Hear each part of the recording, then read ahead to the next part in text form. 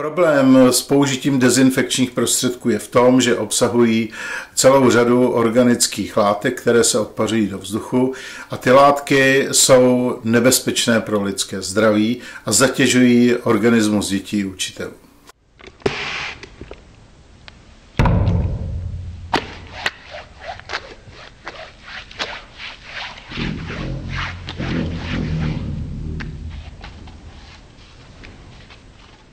U nás ve škole to probíhá tak, že my přijdeme do školy, vydezinfikujeme si ruce, pak si obujeme bačkody nebo jako přezůvky, pak si taky vydezinfikujeme ruce, přijdeme do třídy, tam si už nedezinfikujeme ruce, po hodině si vydezinfikujeme ruce, po záchodě si vydezinfikujeme ruce, pak na začátku hodiny a pak takhle po každé hodině, pak před obědem, po obědě a než jdeme ven a pak já ještě mám sport, takže ještě dvakrát.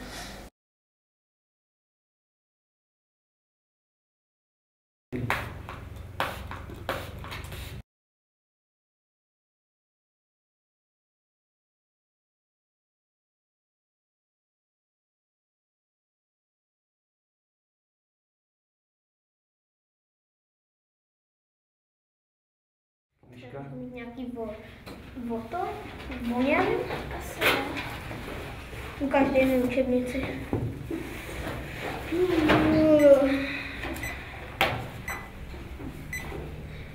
Hele, taky ti to smrdí.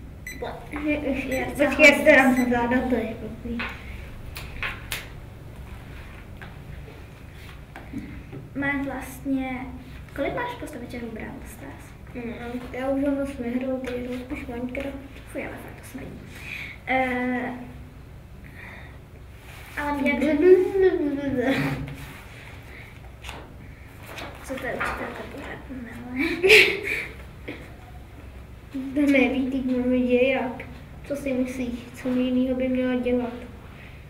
Nějakýho Přemysla Otakara říkala, ne? Mně připadá, že je trošičku máchlej, když...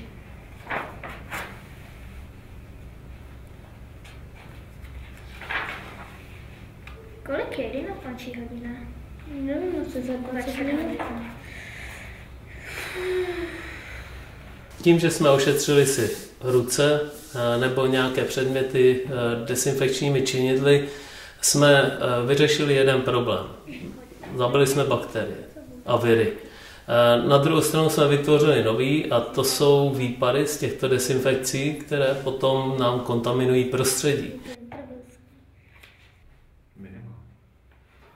Do konce hodiny.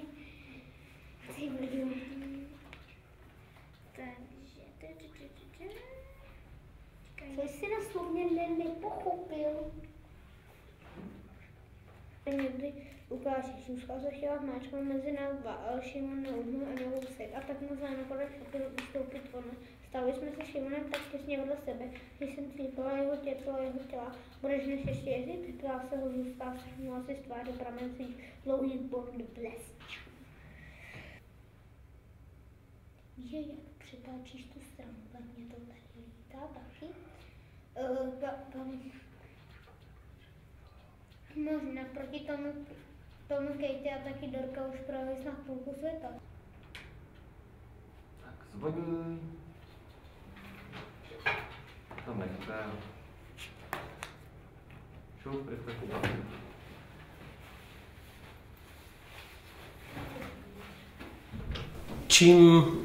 Čím lepší dezinfekční prostředek, tím širší záběr, ale také tím větší jedovatnost. Takže v okamžiku, kdy takto silně používáme dezinfekce a máme jejich výpady ve vzduchu, tento problém je nutné řešit.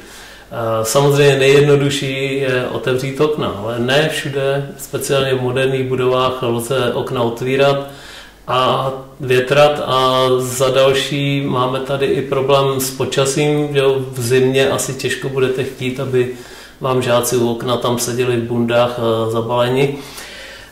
Potom je několik dalších možností, takže například uhlíkové filtry, to znamená poměrně drahá zařízení, čističky vzduchu. Ty vám ale například zase ve škole budou hučet, to znamená komplikují výuku.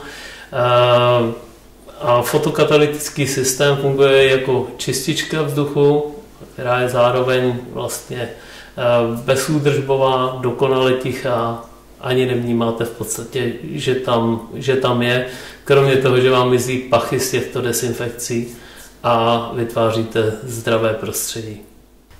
FN nanotechnologie funguje na bázi světla a zajišťuje vlastně obě funkce, to znamená za prvé udržuje všechny povrchy čisté od virů a bakterií a za další likviduje organické látky, které odstraňuje ze vzduchu a tím vlastně by umožňovala nebo umožňuje bezpečné využití dezinfekčních prostředků.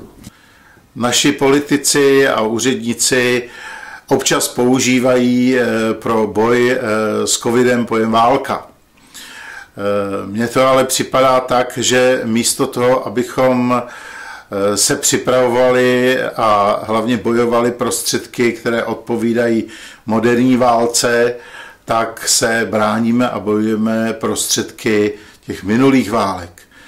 Válek, které probíhaly v neglobalizovaném světě, ve světě, kde neexistovaly metody genového inženýrství a ve světě, kde nemohly existovat nové superbakterie a superviry. A my dneska potřebujeme využívat naše nejnovější poznatky a technologie. Dlouhodobě se zabýváme vývojem a výrobou spolehlivých čidel kvality vzduchu. V naší laboratoři jsme provedli testy rychlosti odbourávání výparů z běžné dezinfekce, kdy jsme nasadili naše nejmodernější čidlo těkavých organických látek, takzvaných VOC. Test probíhal ve speciální testovací komoře ošetřené FN nanovrstvou s aktivačními svítidly. Výsledek testů prokázal 20krát rychlejší odbourávání těchto výparů než bez nasazení této nanotechnologie.